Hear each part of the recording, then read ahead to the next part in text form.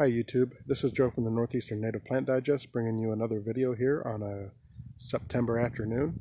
I wanted to talk about one of my favorite late blooming flowers, and that's common sneezeweed, Helenium autumnale. This is a plant that you can find growing pretty much anywhere in Ohio this time of year. You'll see it by the sides of the roads, you'll see it in ditches, you'll see it along forest edges. But there's no reason why you can't bring this into your garden, especially if you're into native gardening and habitat restoration. This is a wonderful plant to add to your garden.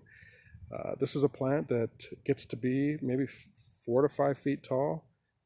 It grows pretty quick. It's fairly hardy. I have this in part shade, and I have this in another location in full sun.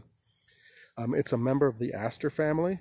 The word aster comes from the Greek meaning star, because most flowers in this family all flowers, I would say, have a nice kind of star shape to them. So this has been a very active flower for pollinators this year. I've had a lot of honeybees on it, a lot of bumblebees, a lot of different types of nectar-seeking flies and butterflies. This is a great addition to the native habitat. It's easy to you can divide this up and spread this around, and you can pair this with other plants, and it'll look nice with other plants, other late blooming plants like asters.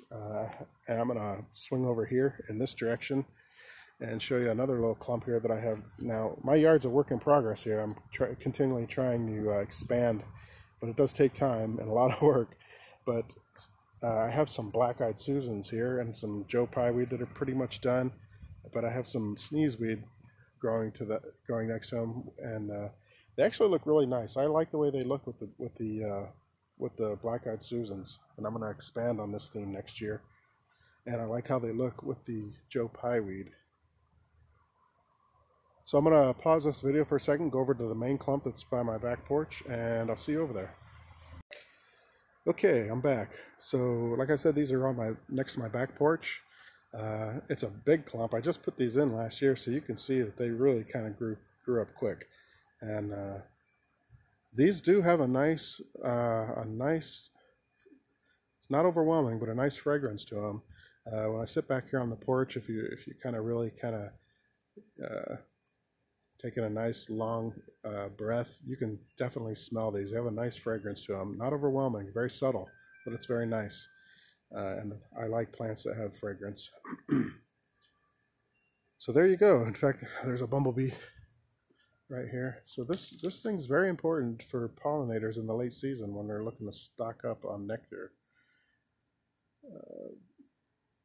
There are New England asters in bloom right now, the goldenrod's in bloom, and all of these plants, serve a purpose for late season pollen seekers. There's some honeybees. There's a lot of fly activity on this, a lot of little hoverflies and solitary bees. So this is a really important plant to have in your garden, and it's a very beautiful plant.